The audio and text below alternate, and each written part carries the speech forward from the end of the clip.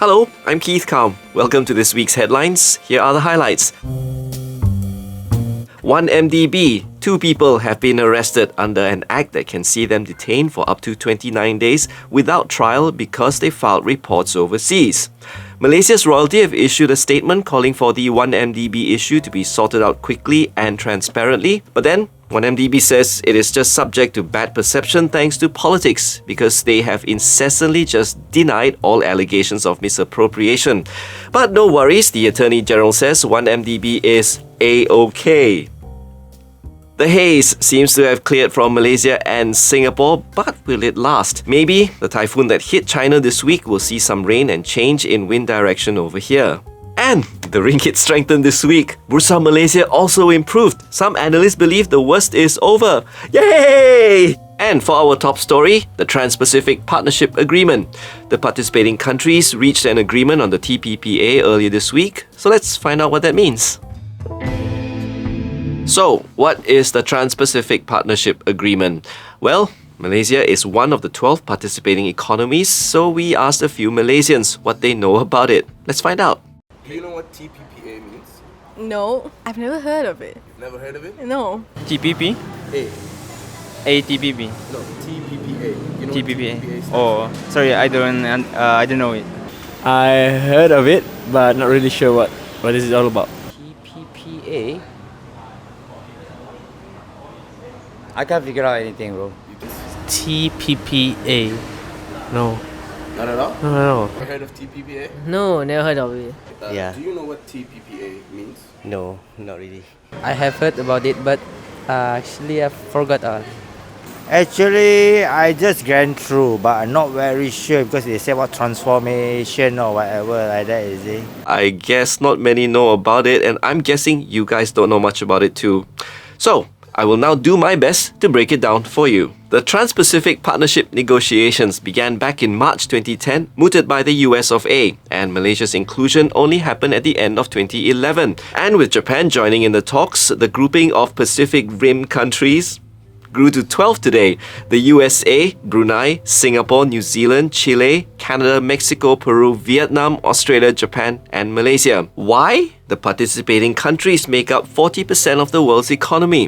It is home to a market of nearly 800 million people, which means 800 million customers, and has a GDP of 27.5 trillion US dollars. If you look at the 12 countries participating in the TPPA, one Pacific Rim nation is noticeably missing: China, the world's second largest economy. Now here is Joe Quinlan, the Chief Market Strategist at the US Trust Bank of America Private Wealth Management in New York, telling us about China's absence. Well, I still think China, with or without TPP, will always be a big market, a big driver in Asia. That's not going to change with this agreement. Maybe someday China will be a part of this agreement, the TPP.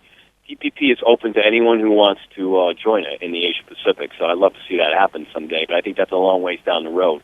It would be years, if not a decade, before China agreed. But who knows what happens with China for the next 5 to 10 years. But if you had a successful agreement and you could point to gains for everyone in various sectors, autos, pharmaceuticals, dairy products, maybe you could entice other big players to join. But there's no doubt China has its own ideas about rule setting, has its own ideas about expanding its influence in Asia. So I think that in of itself helped drive this process. I think it helped drive, Japan to the table. Remember, when this started, TPP, Japan was not they weren't at the table, and they came later on, and I do think they came later on because of the growing influence of China.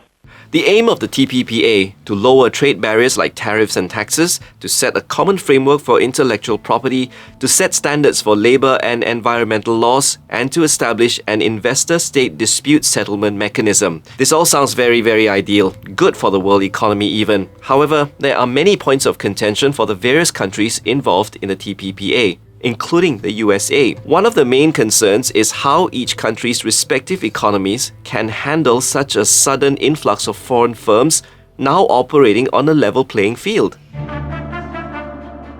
Alright, for us here in Malaysia, the pro-Bumiputra policy is one of the top concerns, as such a wide-ranging trade agreement may force Putrajaya to be more transparent about this policy. Next is the issue about intellectual property. The concerns surround how the price of education and pharmaceuticals may go up as a result of this. And then there is also something known as the Investor State Dispute Settlement, or the ISDS, which grants investors, in this case corporates, the ability to sue governments. Finally, the issue of how negotiations have been conducted in secret. Understandably, when one is negotiating a business deal, one does not want to show what we have to offer, right? It's like playing poker. However, this does lend an air of mystery to the proceedings.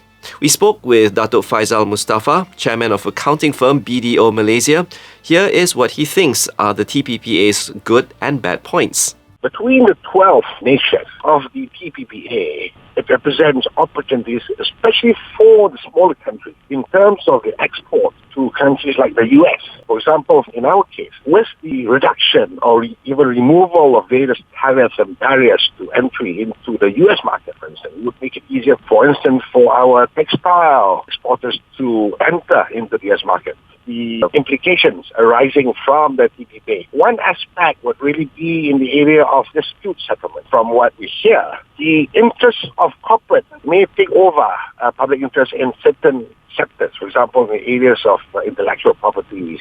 The settlement of disputes are being taken at the international level. This may pose one area where our negotiators will need to be careful so it does not take away our rights of settling disputes within our own shores. There are, yes, no doubt, some areas of concern, but I'm sure government are aware of these, and I think they'll be taking measures to close any gaps.